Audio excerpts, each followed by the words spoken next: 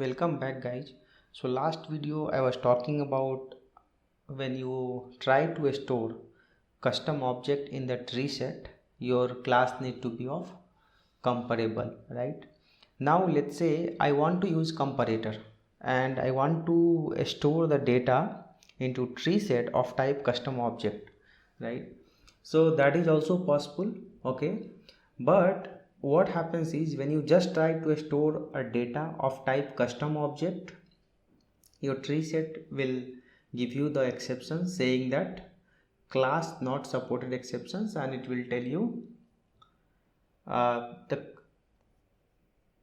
class should be of type comparable, right? That's what exceptions you'll get. Class cast exceptions you'll get, and you will get it should be of type comparable, right? So comparable, we have seen that. Here we will try to understand comparator. So there are two things you can do that, okay? The one thing is your class can implement, sorry, so you can implement comparator, okay, and you can write a logic for that. That is one way of doing that, okay? The other way is what I would suggest to you, because comparator is used mainly for the multi-sequence sorting. You can sort the data based on the multiple fields. So my suggestion is, whenever you write comparator, what you do, you make different comparator based on your requirement. So here I'm going to use anonymous inner class concept, and the anonymous inner class I have already covered in the previous videos, where I was talking about how you can create the anonymous inner class and how you can make use of it. So here also it's pretty simple, straightforward. You have a custom class, you have two fields, private in nature, you have one constructor, okay? I'll create one more constructor of default constructor. I'll create one more constructor of default type, then only I can create the object of this default constructor. And then you have getter and setter. For the private members we have a getter and setters, and then we are overriding the two string methods because we wanted to print the object data, right? Now to create the anonymous inner class, we can just write here comparator. So if you look at here you have a comparator which comes from Java util package. It is an interface. So what you can do, you can use this interface as an anonymous inner class. So this comparator will take object of your custom object, okay? This comparator will take your custom object. Here you just do control space bar, it will give you the options. Go for comparator, and then you do new operator, and then control space bar. So you can make the object of anonymous inner class. Here click on that. The moment you will click on that, you can see that what happens, automatically your method will get overridden here and your anonymous class object will get created, okay? And one more thing, what happens when you create an object, basically this is the way you create the object. So when you create the object, your object ends with semicolon, right? Similarly, if you look at here, you are creating the object of anonymous class. So here this is the body of your object, okay? This is the body of your object, and your object is also ending with semicolon. So you can see that whenever you create the object of anonymous inner class, your body of the object should end with the semicolon, okay? Now since we are using that the comparator, okay, so what I will do, I'll create a two comparator. One, I'll create a age comparator, and then I'll create a name comparator. So here I will write here age comparator. This is my age comparator, okay? One more thing, guys, very important here, when you are working with the comparator, when you have a data of type integer, please make sure that you are writing that wrapper class. You are not writing that primitive data type. Please write this wrapper class, okay? Why to write that, I will tell you the reason for that. So what happens, let's say when you just write int age, okay, when you write a int age, comparative method is not available in this because this is a primitive type, okay? Comparative method is not available. Yes, still you can do that, you can write logic for that. I'm not saying that you cannot do that, you can write logic for that. Here you have to write a lot of logic actually. So I will tell you why I'm saying that don't do that. So you know what you have to do, you have to write a lot of logic. You have to write here o1 dot get, sorry, o1 dot get age, you have to write equal to if o2 dot get age, okay, then you have to write like return 0, okay, then you have to write else if. So this everything you can write in one line if you use wrapper class, because wrapper class has a method called compare to. So if this greater than this, then you write return -1, else you write this, okay. So this is also fine, there is no problem at all. If you want to write this much, you can write that, it's up to you, okay, this logic. Or if you want to avoid everything, okay, if you want to avoid everything, so what you can do that is, instead of writing here primitive type, you can write here wrapper class, okay. Wrapper class, you know that this is the class which will help you to change your primitive data type to the object type, right? So both are same, you can use the wrapper class, okay. If you go inside the wrapper class here, press control click on integer, if you go inside, and when you do control O, and if you go for, there is a method called, you can see that there is a method called compare to and compare unsigned, okay. So I'll go with compare to, the return type is the integer. So when you go inside, internally this guy will call a compare method, and this has this logic, okay. The same logic whatever we have written in the code, you have ready-made method, right? So you should not write in the code. Whenever Java has given you the facility to do that, if Java is already giving you the utility to use that, please use it, okay. So don't write this much code, I will not suggest you to do that. You write one liner code, the small you write, the chances of getting error in the code is very small, okay. So always write very precise code. You write return o1 dot get age dot compare to, okay. See, whatever you wrote, you can just write in the one line, dot get age. How simple it is, right? This big code you can write in the one line. So this is your age comparator. Similarly, you can create one more comparator, control space bar, go for comparator, here the same type of object, and here what you write is, you write, let's say, name comparator.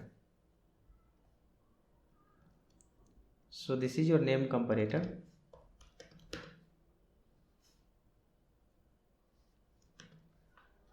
Go for this comparator, okay. So you can see that here compare method is overridden here also, right? So what you can do here is, it's a name, right? So a string is a class. Since a string is a class, you already have this compare to method available for the string class. So instead of get age, you change it to get name dot compare to, and here also go and change to get name, right? So now you have two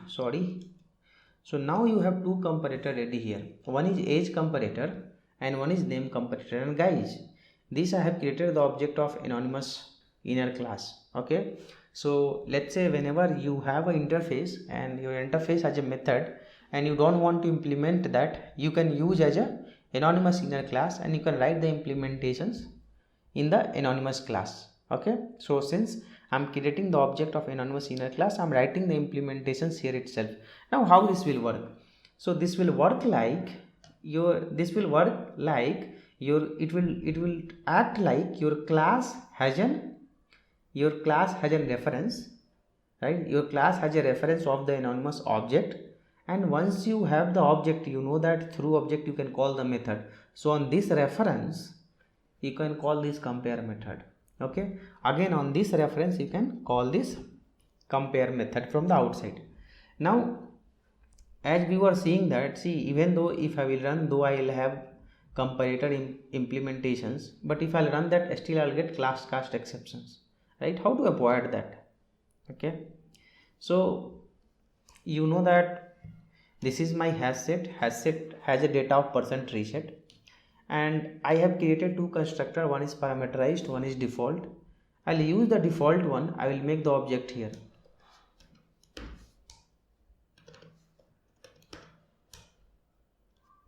Okay, so this is the object of default constructor. Now what I have to do in this tree set, in parenthesis, I need to supply dot age comparator. Okay, in the parenthesis I need to supply the type of comparison you want to do on this tree set data. So I am saying that on this reference, on this object reference, I am calling a age comparator. So what will do, this guy will get called, age comparator will get called, and this your object will get executed. This your object will get executed, age comparator. Okay, and that where you have to pass in the tree set parenthesis. So you can see that I am supplying in the tree set parenthesis, right? Now if I will run that, what will happen? Your tree set will get sorted based on your age. So you can see that age was 40, 20, 30, right? 40, 20, 30, see, 20, 30 and 40, which means sorting is working fine. It is getting sorted based on your age, right? Similarly, this is sorting based on the age. What I can do is one more thing. I can copy paste this. Actually, I can copy paste the entire things, and I can make this as a 1.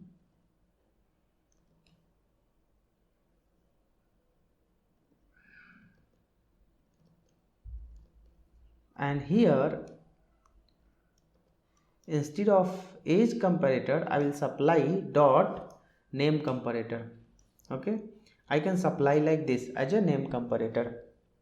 So right click, run as Java applications, proceed. So you can see that first one gets sorted based on the age, second one gets sorted based on the name. Here it was DT, here it came AACC. So you can see that sorting is working fine. So in tree set we are able to add a custom object. Okay, how we can add? Either your class should be of type comparable, or you need to implement comparator. It's up to you, it's your choice. Comparator you go only when if you want multi-field sorting, go for comparator. If you have default sorting, single sorting, go for comparable. Okay, and for when you are storing only a string and integer data in your hash set, not custom object type, then you don't need to do that, because all your string integer classes will internally implement comparable. Now this is one way of doing that. Quickly I will show you. Let's say this comparator I would have written in some different class. So because sometimes what happens is you will get different requirement, right? So let's say I'll make one class called age comparator. Okay, so this is another way of doing that, so that I want to cover everything. Implements comparator, COMP control space bar. So the moment you will do, you need to implement the compare method. Okay, and this I want to do of this %tree set. Okay, it is same thing. Here I am not using anonymous class. Here I am writing a logic. So add implemented method. Okay, so what happens is the moment you supply the object, your object casting will happen, right? And I would show you one logic here. So what you can do, you can write here return dot get age dot compare to o2 dot get age. You can see that, guys. So this is your comparator, right? This is your comparator. Now let's say if I have to use this comparator here, okay, same thing, nothing I have to do. Wherever I have a age comparator, wherever I have age comparator, what I will do, I will come here and I will write here new age comparator. New age comparator. So this is in which package? This age comparator where we have designed, this is in the set class package. Okay, package is very important because I have multiple age comparators. So this is in set class package. So go here, and then what you do is you look for the age comparator which is in the set class. So this is in the set class, right? So click on that. So the object got created, nothing else, right? Now if you run this, you will get the same output. It's not like your output will change. Your output is going to be same. See here, today's comparator is working fine. So it's up to you guys. Either you use anonymous class, concept of anonymous inner class, or you go and create a separate class. Right? I prefer to do in the same class by making the object of anonymous inner class, so that my code will be in the same location, same file. So if I have to use, I can use that, yes. And if let's say somebody else has to use from the outside, let's say if I am in this class, assume that I am in this class, I need to use my comparator from there to here, that is also possible. So you can create the object of a default constructor from the outside, and on this reference you can call that comparator. Okay, see, you can call here age comparator. It's up to you. Dot name comparator. So whatever you want to call, you can call that. Okay, see, I'm able to call that age comparator and this name comparator. Okay, so but the thing is, here this is not a method, this is not the method. So how you can call? You can perform some sorting operations, or let's say you have a tree set where you want to store the data. So let's say what I will do here is, now I am in outside the class, I will write like this, and on this person tree set I will call the comparator. Okay, this is perfectly fine. I can call here age comparator, and this will work here also. Okay, I am calling the age comparator here, and it will work here also, right? So you can see that there is no problem. So even though I have the object of anonymous inner class, I can make use from the outside class also, there is no problem. Now even let's say you have created the object of anonymous inner class and you want to call the method. See, generally this is comparator, I don't want to call the method, but sometimes what happens is you have made the anonymous inner object for the interface, so you want to call the method. See, you can call the method also. So you can call this method compare method. Okay, you can call this method compare method, and it will compare the two object. Okay, so you can do that, it's not a problem, right? You can call the method from the anonymous inner class object also. And if you run this, if I run this class, I should get my sorting based on the age. Okay, so what happened is, to see that I need to have the print statement.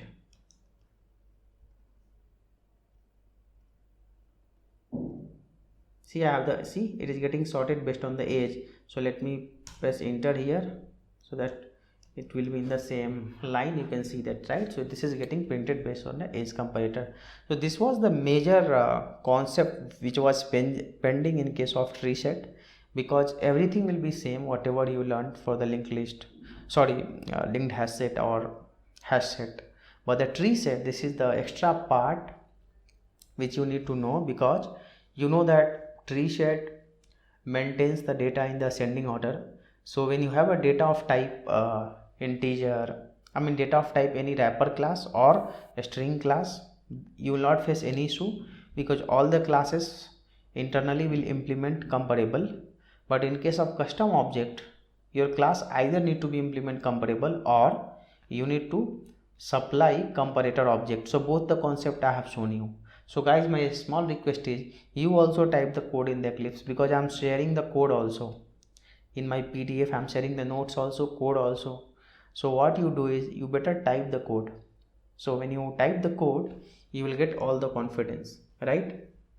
Apart from that, I will show you the Git locations also. So look at here, this is my Git locations. Please bookmark this URL, https://github.com learn by Bhanu Pratap. Okay, https://github.com learn by Bhanu Pratap. If you go to this core Java here, when you click on core Java here, this is the project I am working on, and this is my PDF. So when you click on the SRC, you can see that all the package is listed here, guys. All the package, whatever I taught till today, all the package, all the classes are listed here. So now I am talking about the set class. So when you go to the set class, my all the classes, whatever I taught you, right, it will be here. So whatever example when I type, all the code you will get it from here. Okay, only the thing is you need to match that which class I have used here. So let's say this code is not committed as of now. I have not committed this code age comparator and all that, and even I did not commit this %reset 2 %reset and all that, right? So I'll do one thing. I'll quickly commit this and I will show you. Right click, go to the team, commit. Even for Git I have already created one separate video altogether, so if you have any doubt you can watch my Git tutorial. Add latest code, commit and push. So what happens, I'm already pushing this latest code also. Click on close. Now if you go here and if you refresh this, okay, then whatever PDF I have given to you, it has a name. So let's say %reset. You go here, %reset, you search here, see %reset is here. Now when you will click on that, see this code came here, right? So I'm giving all the code, all the notes. Now it's up to you how you do a practice, right? So every package, all codes are here, guys. So my suggestion is, when you are typing in the Eclipse or IntelliJ, it's up to you. So do not copy paste. Okay, take a reference from here, no problem, you take a reference, but type your own code, okay, so that you will get a confidence. Thank you guys, thank you for watching this.